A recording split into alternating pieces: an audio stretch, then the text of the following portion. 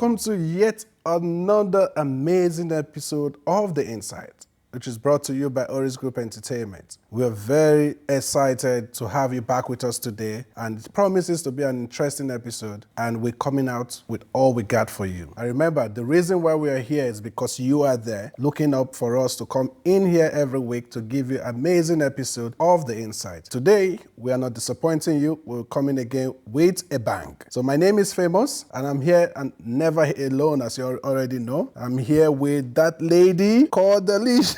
Why are you laughing? I was like, I wonder who she is.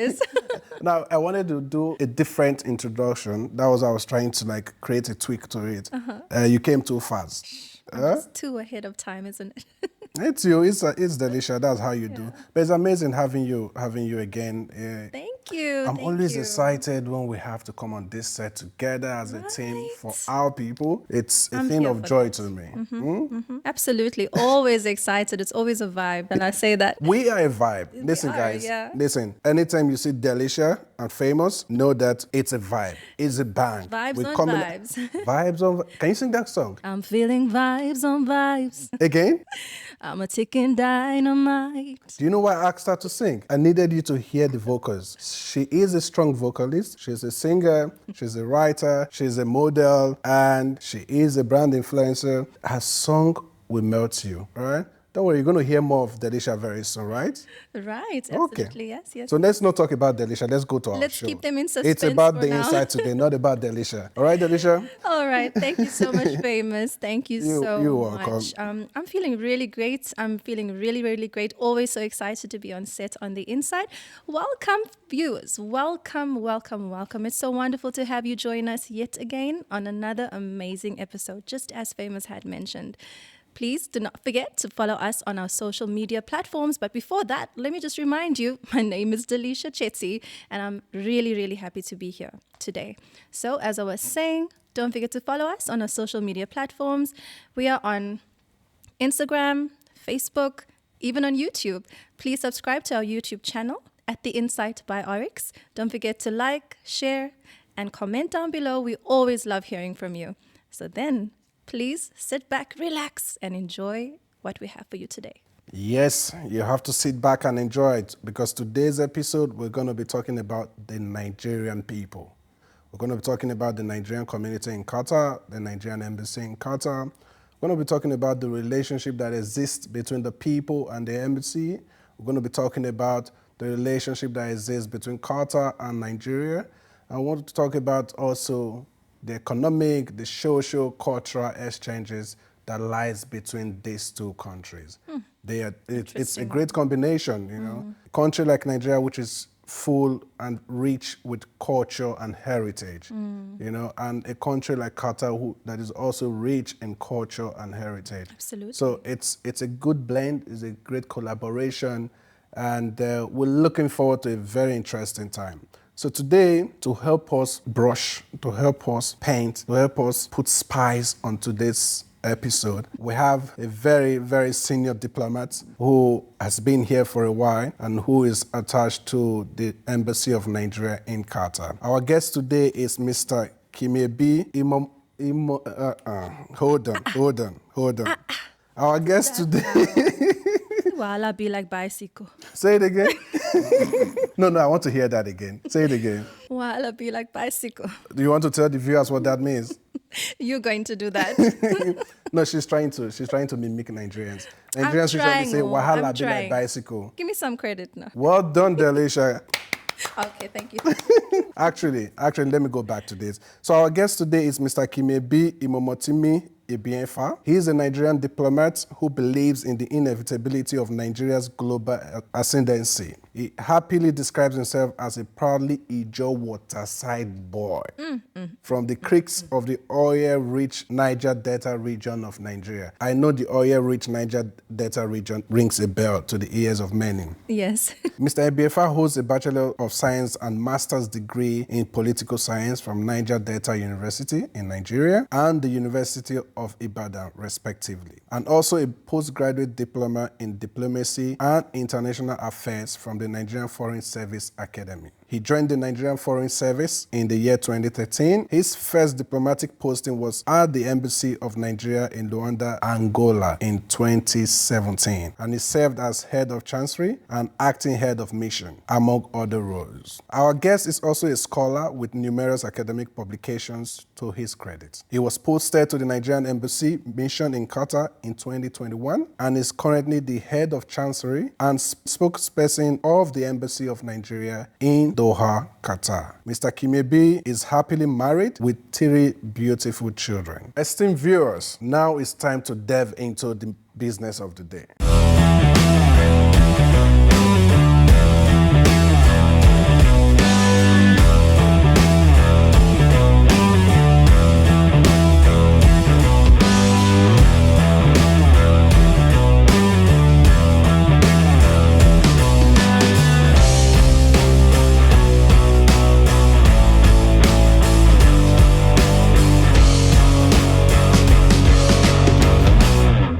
So join me to welcome our guest to the studio. He is Mr. Kimiebi Imomotimi Ebienfa to discuss on the topic, the Nigerian Embassy and Nigerians in Qatar. Welcome. Thank you very much. Welcome to our studios. Thank you. It's nice to be here. We're happy to have you. We're happy to see you come here to discuss with us and also be insightful to our viewers back home. Today happens to be the very first time we are focusing on a country and the people. Previously on this on the Inside podcast, we've had community leaders from Nigeria, from Kenya, Ghana, and Cameroon. Yeah. But this is the first time we are bringing up a diplomat to the show and also to talk specific on a country and its people. So thank you so much for joining us on the show. So I want to start by asking, you've been here for a while and you've had your own experience in Qatar. How was it like when you came in? How was it like adjusting to Qatar? I know you're a diplomat, you travel everywhere to different countries. And was Qatar your first GCC or Arabian posting? Yes. It's not my first diplomatic posting. My first posting after joining the Foreign Service. I think, okay, maybe to give a little background, the Nigerian Foreign Service, when you are recruited, you have to go through the Foreign Service Academy.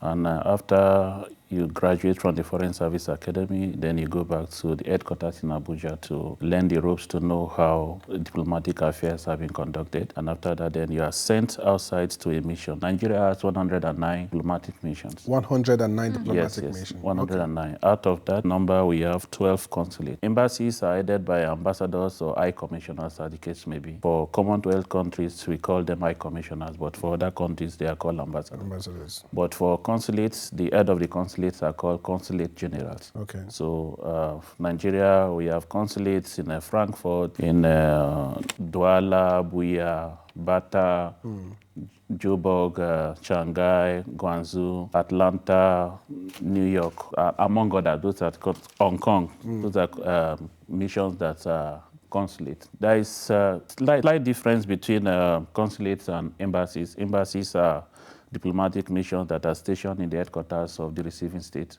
Okay. While consulates might be in any major city, as far as you have sizable population of your nationals there, you can open a consulate to manage the activities of your nationals in those countries.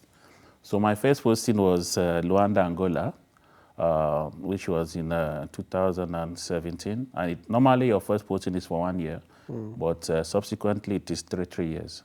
Then after that, I saw my name for the embassy in Doha, Qatar. And as a Christian, initially I was like a bit worried that maybe to be my first time serving in an Islamic country.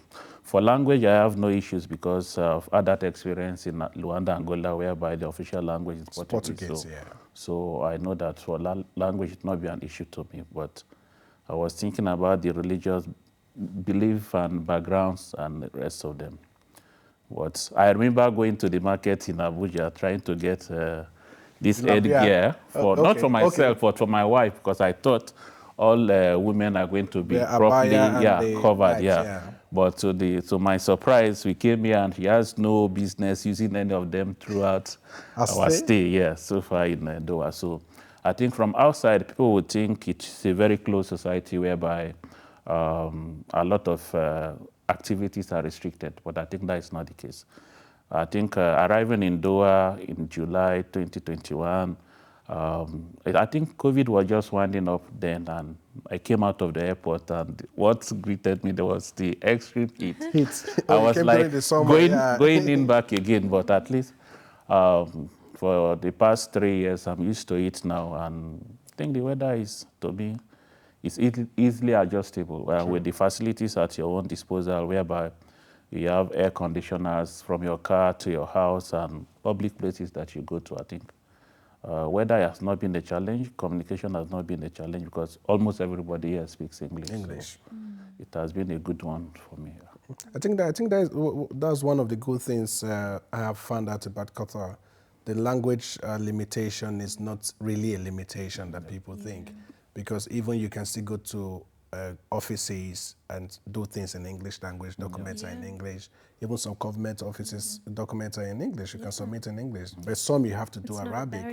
So there's that flexibility, there's that's what I've observed over time. Same. And that's what he's also affirming, which is a good thing, which is what our people should know. Qatar is not, yes, it's an Islamic country, it's Arabic, but there's liberty, there's flexibility in some of these rules, some of these daily life existence or operations. So that's one thing you should know. If you don't speak Arabic, you can live in Qatar. If you're not a Muslim, you can live in Qatar. Whatever religion that you believe and practice, you can live in Qatar, as long you don't go against the laws of the country. All right? That's just an information for our viewers. Now, Mr. Ebienfa, can you just tell, so we are aware that you came here to Qatar with your family. So could you just kindly tell us, like, how was that process for you? How was the settling in? And also concerning your kids, was it easy to find the right school for them? And how do you find the educational systems here in Qatar? I think in terms of our standard operating system of all the Nigerian diplomats, before if you are posted, or even before the posting too, maybe, let's say you are posted, you knew which of the countries you are going to. Initially, it might be region, because sometimes a diplomat is not expected to serve in the same region twice. So I served in Africa, so I know that the subsequent posting will not be in Africa. So I was open to Asia, South America, Europe. Though then I was praying against Europe. I don't want to go to Europe now for personal reasons. So if you know the country you are being posted to, with most countries, you have country reports. So you have to go study about that country. What is the weather there? What type of educational curriculum do they have there? So you have all those informations from Nigeria before you even visit Qatar. So I was looking out for schools, and I picked the school that has similar curriculum with Nigeria. So it was not difficult for me. And again, in Doha here, we made it so organized in a way that all the kids from the officers in the embassy, they attend the same school. So they have their own school bus, so they are unique, so they go together. You pick all we assist each other to make sure your kids have placement in schools, as the case may be. So it was not difficult for me at all. Good. And the kids too, I think when they were admitted in their various classes, they have other black children or black kids in those classes. And for me personally, my kids, I think I have 3 kids. I think all of them have 1 or 2 Nigerian kids in their classes too, in the same, not just in class, in the same arm with them. So it was easy for us. Then we have also, no Nigerians are hardworking persons. We have some Nigerian teachers in those schools too. So they help you to also take care of those they feel are from their own background. And how do you find the educational systems? It's fantastic. I think they are up and doing excellent facilities for the kids. The children always look forward to the next school day. But I think the only difference that I observe from the type of education that I pass through is the issue of discipline. Though it is debatable, where there are countries whereby they will say teachers are not expected to spank children, the level of corporate punishment is outlawed. Yes. as the case may be. But I know there are 1 or 2 occasions whereby I will have to engage my children teachers and I will say, this is my child. If he's not doing what is proper, you're expected to do ABC and don't allow him to come back home and put the trouble on us. So, but then no, we don't do that. It has to be corrected in the Yeah, school. in the Spare the school. rod and That is spoil why the I'm. child. That is why I'm sending him. But I said no, we don't do that. I said no, we know what we passed through. That is why we are straight like this. Yeah. Yeah. So those differences are there, but at least Okay. it was a wonderful, the way the respect the schools give to the parents, the regular meetings, I think it's a very good one Okay. for kids. Yeah. Thank you.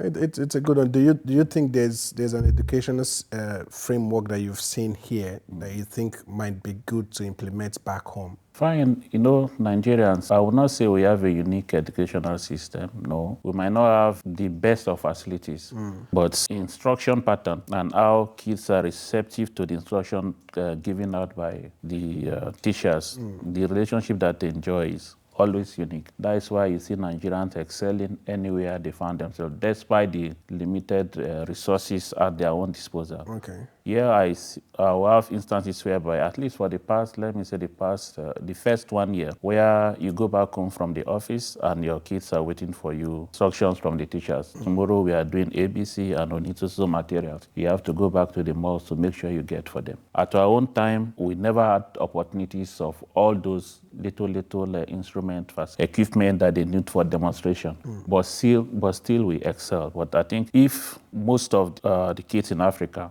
would be exposed to the type of facilities that we have here, only God knows where that It's going to be generation will magical. get. Yeah. It's going to be Because I remember, to use myself as an example, I studied computer. I did a course in computer in the university without even the computer. Even in secondary schools now, the teachers have to draw and label the parts of the computer. But you can't compare that to your own kids that to be dragging or struggling with you, competing with you, how best to Use the computer, gadgets. yeah. So the difference is I think it's the definitely age, it's the there. technology age, the Gen Z. Very advanced. Yeah, The Gen Z. yeah, they are more advanced. More in fact, advanced. there are features in your phone that you don't know that is even there until they hand over your phone to them. You wonder how some kids, like you see 2 years old or 3 years old kids crossing their leg very confidently, pressing phones like they know what they're doing.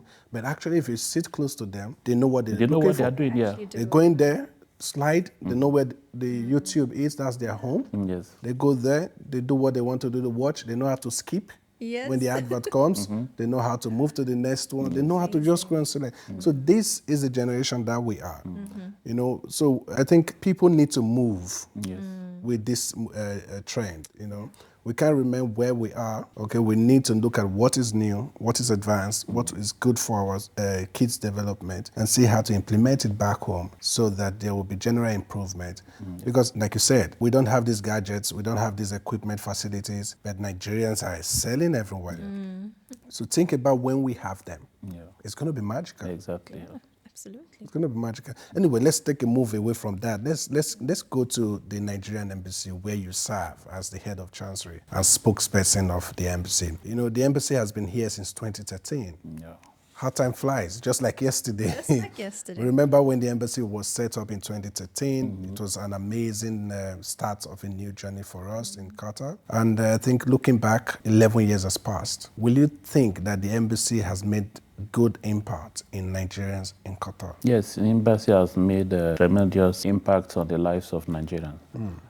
As you rightly said, it was established in 2013. Yes. And we've witnessed 3 ambassadors, 3 full-fledged ambassadors have been posted here during different administrations. There have also been intervals whereby we have acting heads of mission. But I think the basic reason why embassies exist is to improve relationship between civil state, in this instance, is the government of the state of Qatar. So we have this excellent relationship between the both of us. We collaborate in the international arena. For example, there are instances whereby you have good relationship with each other. If, for example, Qatar is opting to occupy a position in World Health Organization, Nigeria wants to occupy a position in the International Court of Justice, you can have an agreement. We are brothers, we are friends. You support my candidate for this position, I will support you in this position. So embassies help to network that between government. And also, there have been exchange of visits by the leaders of both countries. President of Nigeria was here 2016. The Emir of Qatar was in Nigeria 2019. Our President was here again 2023, last year, March. And also this year, the current President of Nigeria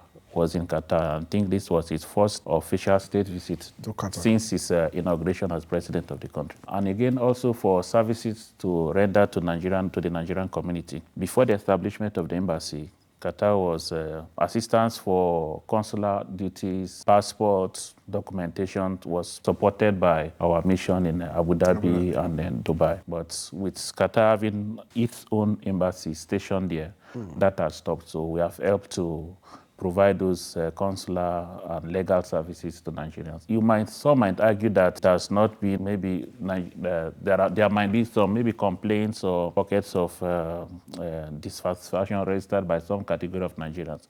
But what Nigerians need to understand is that the mission in Qatar is a great D mission, a smart mission whereby it doesn't have the paraphernalia of a grade A mission whereby you have an array of staffs, as the case may be, but this is supposed to be a smart just ambassador and 2 or 3 officers mission. But now we are more than that, and I think some services that we render, we can even equate what we do to maybe either a grade B or even sometimes a grade C mission. So that means we are even performing above our level of responsibility because of the number of Nigerians here and the type of engagement that we carry out with the host. Yeah, let's just go back to the grading you just said, so that we lay more emphasis on it, so that our viewers will get to understand what these grades are. In terms of grading in the Nigerian diplomatic service, grade A missions are missions whereby you have the officers from the foreign service officers, you have an immigration section, you have a consular section headed by the consular officers, you have a defense section headed by a defense attaché. So you see that there are, in fact, in some grade A missions, we also have an information section whereby your officers deployed from Voice of Nigeria, that is the Nigerian Broadcasting Corporation, Voice of Nigeria, the Nigerian Television Authority are posted to those missions. For example, Washington, D.C., Canada, London, they have those complete set of officers. I think even Pretoria used to have a correspondent from a news agency of Nigeria. But here we don't have that. For example, for defense section, it is the mission in Saudi Arabia that oversees Qatar. So the defense attaché in Riyadh has concurrent accreditation to Doha, Qatar. So if there's an official engagement that warrants the president of the defense attaché, he has to come over. So for example, during the president's visit, he has to be here because it's a high-grade event. So those are the categories. So we also have grade B, that is a little lower than the grade A, then the grade C, then you have the grade D. So the grade D is like a smart mission, that is the lowest category. But that does not mean that grade D has to be with missions whereby those countries are not relevant to you, no. What you use is the population of Nigerians in those countries. In that particular country matters a lot. Then your strategic interest. So from what level of relationship that we currently have in Qatar, I know that if there will be a review of the grading, Qatar will no longer be a grade C, a grade D mission. It might be lowest, might be a grade C mission. Okay. Because just even the influx of travelers, before there used to be a high volume of Nigerians going to Dubai. But now Qatar, with the tourism potentials discovered by outsiders that have continued to tourists flocking into Nigeria, the case may be now, we have more volume of visitors coming to Doha. From Nigeria. So now from Doha. So if you don't upgrade the stance of the embassy to mount unnecessary pressure on staff that will be stationed there. So definitely I know that there will be a review. Okay, that will be good. We'll be happy to see the Nigerian mission go up in the grading as time comes on. Yeah. But talking about Nigerians here with the embassy, you've intervened, you've handled several issues, several cases of Nigerians in Qatar. From your experience, what will you say are the major challenges faced by Nigerians in Qatar? I think the major challenge, documentation, getting the right documentation when they arrive Doha is one issue that Nigerians face. But that too can be divided into two. One, Qatar has an excellent recruitment process. If you are qualified I've observed from my engagements and observation that they can recruit you from any part of the world. But so for those that are recruited directly by organizations, government agencies, has nothing to do with the documentation. They only have to come to satisfy that the document that they have from Nigeria, which the embassy normally authenticate, are original and they are genuine. That is what we do.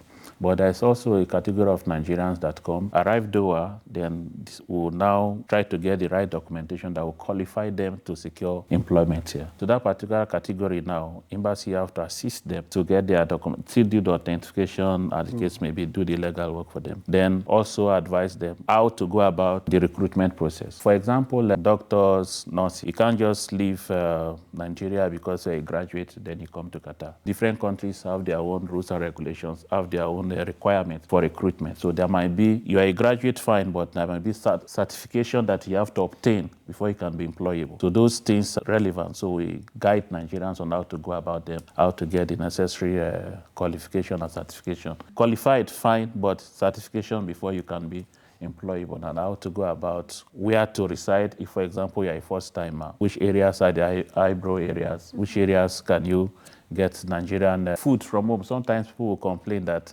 we have issues about eating our Nigerian food. So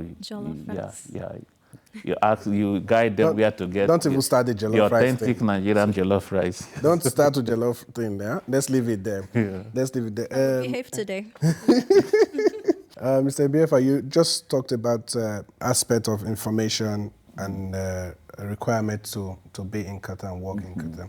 Just to lay emphasis on the medical personnel, nurses and doctors who want to come here. We've seen situations where some people just come in here to Qatar not knowing that because you are a graduate does not mean you can practice here. Yeah. Because you've been practicing in Nigeria for years does not mean you can practice it. There are processes to this. There's a data flow that has to be completed. There's the prometric exam that has to be written. This must be done for you to be able to practice here in Qatar. And if you want to know more information about this, just go to the Ministry of Public Health website, MOPH, and you will find out the information that you need to know to practice your medical field or whatever here in Qatar. Due process. And it's easy. It's just for you to get the right information.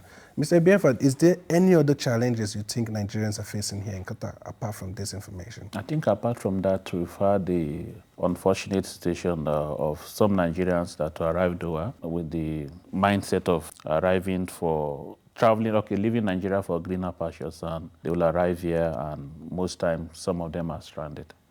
That category has to do with either having the belief that you arrive and you get job within a recorded time, but Qatar currently is not the same as the pre-World Cup Qatar. I know when I arrived, the whole Doha city was like a construction site. There were roads, either new roads or old ones being renewed, different stadiums for the World Cup, hotels, as the case may be.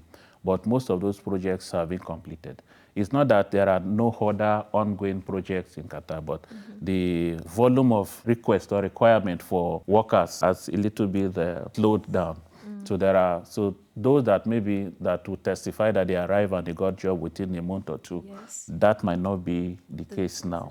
So some will arrive, then they can't find employment within recorded time. So some will get frustrated, but they'll come to the embassy. Those that we know that it's difficult for them to have their own certification to be qualified to work, we encourage them to go back home. Because if you don't have the resources to take care of yourself and you're in a strange land, there is no need for you to stay to constitute nuisance. So some will advise them to return back home, assist them with the means of getting air tickets for them. Some will encourage them to change their tickets, those that maybe have return tickets to return home. The embassy has been doing that, and I think between last year to this year, we've sent back over 100 persons. Over 100? Yes, over 100, yes. In the last 1 year? Yes, let me say from when they stopped the first announcement to stop hire cars to date, we sent over 100. That's a solid number. But how accessible? We know in some countries in Africa, due to bureaucracy and some processes, channels that has to be passed through, created, it's not easy for people to get access to some of the government ministries, to some of the information that they need. Now, the Nigerian embassy in Qatar, how accessible is it The to embassy is Nigerians? very, very accessible. The doors are not closed. The doors are not closed. It's very, very accessible. You don't need to have an appointment to visit the embassy. Even for those that are applying for, requesting for visa to visit Nigeria, you don't need appointment for visa interview. You can get your documentation online. If your application is okay, you come to the embassy. So it's open for everybody. We don't discriminate. And most of even the officers that are serving, members of the Nigerian community have our contacts. Okay. In fact, as spokesperson of the embassy that's in charge of our social media and those weekends, in the night, I respond to calls, respond to messages at the case. Sometimes some will be surprised that I'm sorry, I'm sending a message at a very hot time, period, but thank you for responding to my inquiry. So we are there for the community. And again, we have a vibrant leadership of the Nigerian Diaspora Organization, Qatar chapter. So they work hand in hand with us. Whatever information that we are giving out to the public, if we make it available on our website, social media handles, but we still share with them. And most Nigerian community, Nigeria, with our population, Fine Nido is the umbrella body, but we still have various other sub-community groups. Some we disseminate the information to the leadership of those groups that they share with their own members too. So you're definitely going the extra mile, isn't yeah, it? yeah. Because we are here to carry everybody along. We are here for Nigeria. That's how it should be, yeah. Yes. Can you tell us approximately how many Nigerian residents are living in Qatar? Officially, some are leaving, some are arriving. Officially, let me say, will be around 10,000. 10,000? But unofficially, I'm suspecting we might be up to like 13 or 14,000. What's the difference But it's between not official it's not and everybody. non-official? It's not everybody that it's not everybody that that arrive Qatar that identify with the embassy. Now, normal practice, if you arrive any country where you have your embassy, you have to register your presence with the embassy. But some will not do that until they have one or two issues. Problems. Then they will remember that the embassy is there. But there are some that the Qatar immigration will inform us that, okay, this is the number that we have now in Doha. But they too, I know, they review from time to time. For requests now, it might be different from maybe the figure that we got for last year. Okay. That's why I said officially and unofficially. Okay. So we also understand. Sorry, just continue, please. That's my train of thought.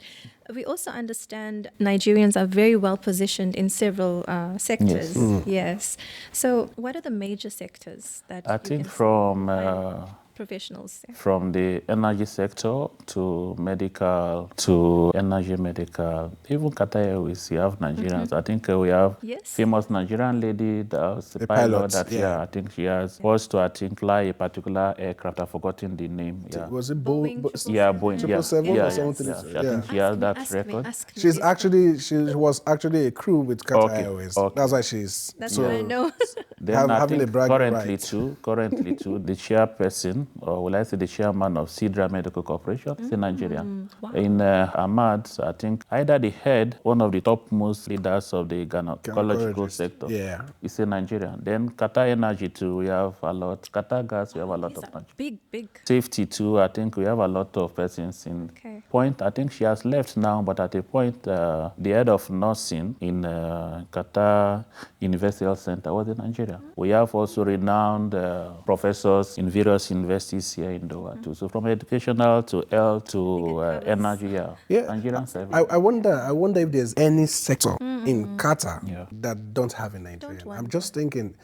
The only issue that I have now, is maybe there is anyone that have been signed now, but for the Qatar Super Sports League, I think this Qatar Stars League. Now we don't have our players in the Grade A, and will I say the professional, the Division 1. But I think for the second division, we have Nigerians there. But for the first division, unless I'm not aware of that, I've made inquiries. But as of last season, there was no No Nigerian Yeah. yet. I think that But is. previously, Nigerians have played their Nigerians football were, trip here in no, Qatar. Taribo West was here. JJ JJ Okocha played was here. Yeah, so. Just to touch a little bit more on the embassy. Sorry, famous. No problem. Please go ahead. Please go ahead. I'm on a roll Do here. your thing. To touch on the embassy. We know that the embassy has been around for quite a long time. Yeah. So how has this enhanced the Qatar-Nigeria relationship in trade, investment, culture, etc.? I think one, let's say, success story, establishment of the embassy is improvement of the economic relationship between both countries. Like when I arrived Doha in 2021, Qatar Airways was flying to Lagos and Abuja. Yes. But now, with improved, during our bilateral air service agreement in 2022, from 2023 last year, Qatar Airways is now flying to Port Harcourt, is flying to Kano. So I think they have like 40-something flights to Nigeria, for Nigeria in the week. So that is massive improvement. And again, you might not have, sometimes you might not have Qatari companies that you can pinpoint directly that are currently operating in Nigeria. But what you need to understand is, as far as there is money, Qatar money is everywhere in this world. So they might not invest directly, but you have instances whereby, for example, there is a major conglomerate in Nigeria executing a program. They might be part of those that are funding those projects. So you have this, will I say, third-person investment type of programs here. So the volume of engagement have really increased. I think there are efforts also made by Nigerians to invest here. I know from even the president's visit, there are interests in the Nigerian mining sector, whereby Qatari companies making inquiries, having meetings on how to explore the abundant mineral resources in Nigeria. And also for Doha, there are a lot of Nigerians that come to the embassy. Some have registered their companies whereby they want to be engaged in moving agricultural produce from Nigeria directly to feed the supply chain of the shopping malls and major retail outlets here in Qatar. So I think so. What the embassy normally do is, if you approach us and make your intent known, if, for example, you are in the energy sector, we try to identify countries in Nigeria that will have similar interests with you, or countries in Nigeria that can help you to achieve your aim in Nigeria. So we have this matchmaking of countries with the same objectives. So those are some of the things that. You know, when you said the Qatar money is everywhere, I didn't want to interrupt you, but that's deep. Deep. That is deep when you say Qatar money is everywhere. You know why we're firm to that? You know, during the Horticultural Expo, that's the Doha 2023, I visited the Qatar Foundation Pavilion in the ESPAD International Zone. And on the screen, you have list of countries on the map. You just need to tap it, and it will show you what Qatar Foundation has invested in education. And when I tapped Nigeria, I saw that they've invested over $80 million in education in Nigeria. Currently, there will be, maybe it will be signed up part of this year, an education cooperation agreement between Nigeria and Qatar. They have worked on it. Maybe our minister will come over here for the signing. It will be between the Qatar Foundation, education above all, yes. And maybe the Ministry of Education in Nigeria. But I think they have a school, I think around either Kaduna or Kano State, they have a school there too that has been funded by Education Above All. They are doing a lot. They might be quiet with their activities, but they are doing a lot. And it's a good thing to see how much impact they are making around the world. And Africa not being left out of their generosity. Recently, I think around June 11th, the Ministry of Commerce and Industry in Qatar implemented the ministerial decision number 60. I don't know if you heard about that. Yes. That ministerial decision number 60, it's for the reduction of the rates and charges of government ministry, that the Ministry of Commerce, in terms of setting up business, the charges you pay, activities and all. They've reduced it. And this is geared towards encouraging people to come inside and do business. They've also reduced the processes, the bureaucracy, startup. They've did some cut out there. So it has created ease to start business, a reduction in expenditure when you want to start business. I think this is a good fit. Knowing that there's an advantage now, do you think is a good time for Nigerians to come and do business here in Qatar? Or will you want to send a message to Nigerians on the reason why they should come now and do business? Yeah, it's a good initiative. Friendly countries, no matter how friendly you are, most time you don't intervene in the internal politics or internal policies of your host country. So even if the fees were not reduced, there is no way we'll protest or make a case about it because True. it's the policy of the host country, because you have to protect your economy, you have to streamline what people can do and cannot do in your economic environment. But it's a good one from Qatar, and I think it will be a good one for Nigeria too. I think currently, as you are aware, our president was here, some agreements were signed, but some two key ones that are yet to be signed that are still currently under negotiation. One has to do with protection of investment, and that has to do with if I invest in Qatar or Qatar invests in Nigeria, what is the guarantee that I can make profit and also take my money out, repatriate my profit out. So if those ones are signed, this reduction is a perfect development for Nigerians that are willing to come here to invest. I know everybody cannot be a big time player like the Lulus, the Safaris of this world, but you can start small and grow to something enviable tomorrow. So enablement, creating the opportunity for Nigerians to easily register their companies, abiding by the rules and regulations, then starting up genuine businesses, I think it's a very good one. It will encourage most persons to come over here to do businesses. Which is awesome. Viewers, I just think I should say this. We did a few research talking about setting up business. It's good that Nigerians, because we are talking about Nigeria today, it's good that Nigerians know about processes of setting up a business. All right. There are basic channels in Qatar that you can use to set up your business, and the procedures varies from one to the other. We have the Ministry of Commerce, which we just spoke about. We have the Qatar Financial Center. We have the Science and Technology Park. We have the Free Zone Authority. All right. And we also have the Media City. So these are the ways you can set up your businesses in Qatar. If you want to know more about this, please visit the Invest Qatar page. I think it's www.investqatar.qa. And you will find all the information you need about setting up business here in Qatar. So start getting ready because like our guest has just said, the negotiation is on, the Trade and Investment Protection Treaty is on, and as soon as it's done, you have to fly without limits. So come to Qatar, get ready for it. And again, even before the signing of that agreement, you're aware, or maybe you're not aware, I don't know, we already have an agreement signed between the Qatar Chamber and also the Nigerian Chambers of Commerce, Agric and Agriculture. So they have relationship already. Already existing. Already, yes. So they can do business. Yes. So Definitely. Yalla, come to Qatar and do business. There's so much to do in Qatar. Yeah. Just as follow-up to Famous's question, foreign investment plays a pivotal role and enhances bilateral relationship between nations. So how have the Embassy of Nigeria channeled Qatari investors to Nigeria?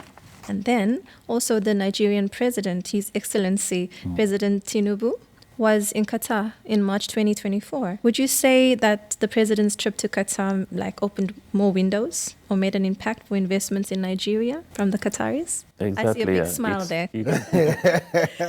It has opened a lot of windows. I think last year there was business delegations from Qatar that went to Nigeria.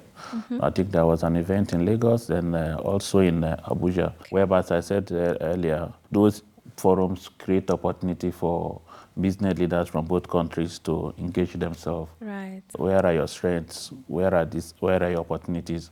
What area can I put my money to have profit? So those engagements were on. Then this year, our president was here. He was invited by the Emir of Qatar. And this year, they have very fruitful engagements. Agreements were signed. Then at the sidelines of the visit, we have the Nigeria-Qatar Business Forum that was held, where you have opportunity of captains of industry from both sides sat together to agree on how best to go about their business interests. So there is commitments have been made, but I can't mention names of companies and how much pledges have been made because that is their own private matter. And we can't do adverts for them. But at least there are serious engagement that are going on. I think before the end of the year, or maybe let's say next year, you have significant result that will be out from this the outing of our president to Qatar. Because all our top business leaders were here. And again, with the type of financial power of the financial muscle that Qatar has, everybody will want to engage the Qataris for economic ventures. Okay. Just when she talked about the president's visit, a question came to my mind, something came to my mind rather. During the president's visit, I had the opportunity to have a meeting with the Honorable Minister for Arts, Culture and the Creative Economy, Mrs. Hanatu. Okay. And she told one thing that was striking. She told me something that was very striking. She said, the arts, culture and heritage of Nigeria, it's so huge that 365 days of 1 year is not enough to showcase Nigerians' arts and culture. That's to tell you the depth of the Nigerian culture, which is encouraging. But being a diplomat here in Qatar, do you think at this point we need to explore the avenue of cultural exchanges between Qatar and Nigeria? I think there is a very potent aspect of Nigerian diplomacy that is anchored on cultural diplomacy, whereby we showcase what we have. And I'm one of the strongest believers of that particular trend. If I'm attending a diplomatic event, unless maybe I have no option of making my own choice, but it's very rare for someone to even dictate to me how to dress. I put on my Nigerian attire to dress completely as an German. This is an Niger attire, right? Yeah. It's called a tibo. Etibo. And this is what we wear officially. Okay. Not only this, we have for that close to different attires that we used to. So there is this unique, for dressing too, maybe I can mention just maybe a few countries whereby they are national to take pride in wearing their national attire to official functions. But some, we are most times carried away by trying to be like outsiders, not being proud of what we are. In fact, I'm looking forward to when I will even be using the wrapper. I will put on this, then with the wrapper, which is complete. That was what my grandfathers used to wear proudly. I know your own background as a Benin man. Yeah, we wear skirts. We have a unique outfits. Yeah. So those things are there. And we have, Nigeria, we speak more than 500 languages. So the more populated we are, the more diverse we are in various aspects. So from our clothing to food to music to art. In fact, the minister is right. You can't showcase what Nigeria has within a year. No, it's difficult. We have cases of our stolen artifact that we are making case to be returned from various museums in Europe, from Germany to London. We have had some success stories whereby those items have been returned. What about music? There is no part of the world that you go to that you say they are not aware of Nigerian music. No. Yeah. Growing up, I remember I used to rap Tupac songs then. I used to do the S-Scarf. Nobody remembers American music anymore in Africa. Right Growing up as a youth in the let's say the mid-90s, as a young man, you will adorn the walls of your house with the posters of these American superstars. But the Burna Boys of this world, Davido, Whiskey, they've taken Rema. I remember during the World Cup, whenever they were playing Baby Calm Down, and even the fan zones at Bida Park, I know how many times I went to watch Nigerian artists coming there to perform. What about our movie industry? In fact, Americans, Indians, Bollywood, Hollywood, they are shocked how Nigerians can put up a great film within a week or two, which is not common, which is, let's say, very difficult to achieve in other climes. But we are innovative, we are hardworking, we have a lot to give to the world. And I think we are not where we are as a country, but we are coming. The world should just... I agree with you on that. Yes. I agree with you. But also, we've had very fruitful engagement with the Qatar Cultural Center, whereby some of the engagement that has to do with showcasing artists from different parts of the world, they do contact the embassy. Some the artists that are invited, even without the knowledge of the embassy, they come and then they identify with the embassy. Good. So we have been doing that, yes. It's all good. I'm just I'm getting lost by all this information. So interested, So the Inside Podcast platform has, how can I put this? It's been very favorable to the Qataris, to the Africans, even non-Africans. So we want to give you the center stage now to tell our viewers in 3 minutes, why should they visit Nigeria? Yeah, I know that was what you're coming to say. Can you tell the viewers why they should visit Nigeria? I mean, we've been speaking amazing things about Nigeria. Oh gosh, it's just mind blowing from movies to arts to culture.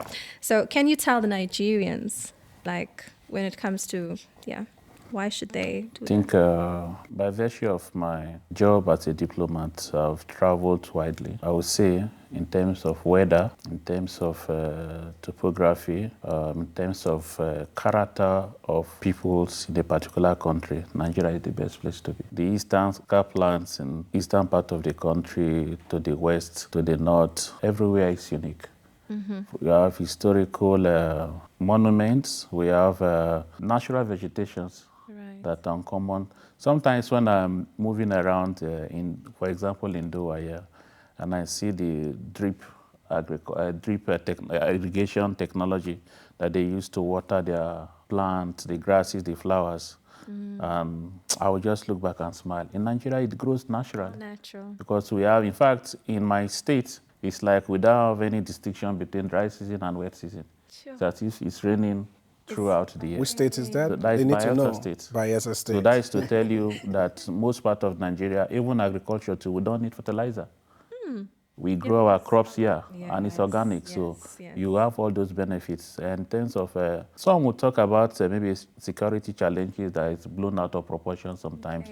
But there are limitations. We find we have our challenges, but it's not that it's widespread everywhere in Nigeria. No. There are unique areas to visit, the Obudu Ranch, the Yankari Games Reserve. You have the Gurara Falls. Some of those falls are unique. In fact, they classified among some of the highest waterfalls in Africa. But people don't know that. Like the Mambila Plateau is one of the coolest places in Nigeria, and you can compare that to if you are there, you might think you are in maybe some very cold European countries. The weather is like that, yeah. But if you don't move out, you don't know. And again, we still have a lot to do as a country to build on our tourist destination, tourist spots, to develop them. Find that has not been done the way as someone that has moved across the world want it to be. But there are unique areas that you can visit that will make your stay very, very comfortable. From food to music, everything is complete in Nigeria. I'm so excited, but I'll tell you after. That's lovely. Our dear viewers, our guest today has said, come to Nigeria. There are opportunities there in terms of tourism, agriculture, and every other type of investment. There may be challenges, no doubt. Every country got their challenges, but I think there are still opportunities even in the challenges. Yeah. So, like you said, visit Nigeria, consider Nigeria. There are so many things, so many attractions for you to see in Nigeria. All right? So thank you very much for sharing that. And just before we let you go, because we don't want to keep you too long, just one last one. Qatar has been portrayed differently, all right? And people think Qatar is a country very strict. You've shed more light on this, a bit of information on this before. In your own words, what will you tell Nigerians, Africa back home, why they should visit Qatar for business, for tourism especially, because Qatar is investing so much in tourism now? Just a quick one. I think it's a unique country by landmass, by population. It's not as, will I say, heavily populated like some of its neighbors. But Qatar is a unique spot. It's a free country. The restrictions that you would think that are there in the country, when you visit, you will find out that it's freer than you anticipated. Qatar is one country that you can wake up, go for a walk from 2 a.m. to 3 a.m., 4 a.m. You will never be harassed. That is difficult in most countries of the world. Yes. Difficult in most countries of the world. I remember during the World Cup where some fans were saying, during the World Cup in Brazil, they have instances whereby some fans were robbed even on their way to the games, but those things were not here at all. Everything was peaceful and coordinated very well. In terms of even religious freedom too, I'm a Christian. Fine, in Nigeria, you worship on Sunday, but Qatar here, you worship on the Friday. But it's free. There are no restrictions. You go to religious complex where facilities are available there. Nobody compels you. In fact, there are times whereby I'll put on the Qatari attire and so say, have you turned the Muslim? I said, no, this is their cultural attire. And I like sampling what is available. So Yeah. it doesn't mean that because putting on the Qatari dress now that you have converted to Islam. No, it's not true. So they are receptive, they are open to visitors, and I think it's a good country that anybody can sit and explore. If you want to relax very well, there are a lot of spots for you to explore. If you want to get good music, people think that maybe there are even no clubs for musical entertainment in Qatar, but when we have visitors and we take them around, most time they are surprised. Yeah. And I've had the opportunity of having VVIPs coming here for relaxation. So I think it's a very good place for people to visit. Okay, our viewers, you've heard from our guest today what's happening here in Qatar. There's religious tolerance, there's freedom of association, there's freedom of movement. There's, what else? Qatar is not as you think. That's what he's trying to say, and that's what we are saying also. So consider visiting Qatar very soon. Put it in your travel plans. Don't let it be too long away, yeah? Come over to Qatar. The embassy is open for you. You can come to the embassy and seek any information you want. They can call the embassy also, I believe. You can send email to the embassy, I believe. Yes. So I think we'll need to let the people know some of these channels they can use to reach the embassy. I think from our website, the phone number is there. I don't have the phone. It's fine. We can get it from you and also share it with them. But also we have a functional Facebook page. I think for now, we have little challenge with the Instagram and the Twitter, but the Facebook is very active. Okay. And interactive. Then we have the website too. Okay. Thank you so much. I think one thing I have to say before we let our guests go, it's as Nigerians, if you arrive into Qatar, whether you're coming for the first time or you are here already, try to identify with the embassy. And not just only Nigerians. Every national from Africa, you come into Qatar, the first thing you should do, identify with the embassy. Let them know that you're here in Qatar. It will be easy for them to follow up with you. It will be easy for them to reach out to you and also be of support to you when you need them. Don't only run to the embassy when you have problems. We had cases like that. Yeah. So please guys, try to identify with your embassies. Try to be on the list of your embassies so that they can always be there for you. Don't worry, even if you are not on the list, they will be there for you. But notwithstanding, you should try to identify with them, Delisha. Delisha, hope you've identified with your embassy. I have. Okay, lovely. Very good basis, though, for celebrations, yes, for good things to come. Only. Okay, great, Yes. great. Wow. So before we let you go, I just have the last segment. It's called Rapid Fire Question. So I'm just going to ask you a few questions, and then you'll just answer as quick as you can with the first thing that comes What to if mind. I can't answer any? Yeah? We know you're a smart man. Yes. You will answer. Okay. Okay. Question number 1. If I don't answer, what will I say? You will answer. Don't worry. I know you will answer. Just roll. All right, let's go. Work in an oil company or diplomat? Diplomat. Okay. Luxury car or classic car? Classic. Doha or Yenagoa City? Yenagoa. Did I pronounce you, that You right? did well. My own Yenagoa. Okay. Okay, number 4. Naira or Qatar Riyals? Naira, exchange rates, Naira. Is Naira your answer? I was actually expecting to hear the exchange rate. Okay. But By actually they exchange said- rates. No, you fade it. No, to be already. patriotic. You fade it. No, to be already. patriotic. They said the first word that comes out from your mouth. And I said exchange rate. Exchange rate is not an answer. That was not the option. So I have to explain the answer. No, we first. don't need you to explain. Say it again one more time. Naira or Qatar Riyals? Proud Nigerian, Naira. Okay. He's a diplomat. You shouldn't expect any answer to be against Nigerians. All right. Very, very true. It's okay. It's okay. We'll let that one go. We'll Okay. let that one go. The last one. Okay. Own a yacht or a private jet?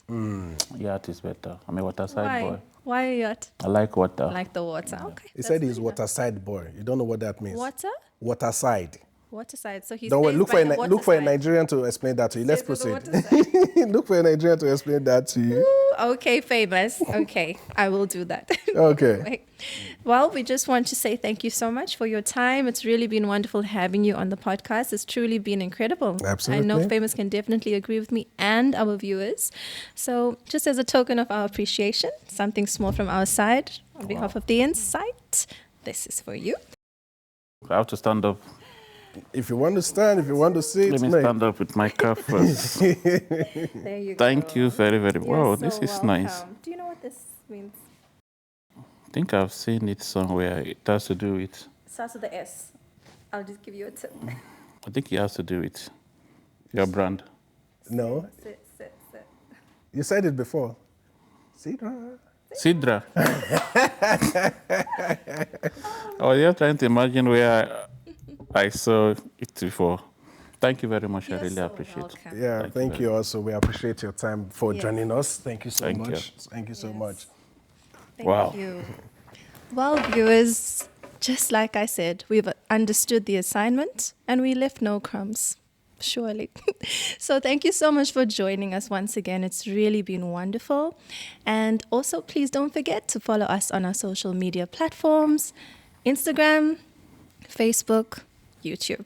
Subscribe, like, share, and also there's a notification bell that we want you to please press on so that you can always be notified anytime we upload a new video.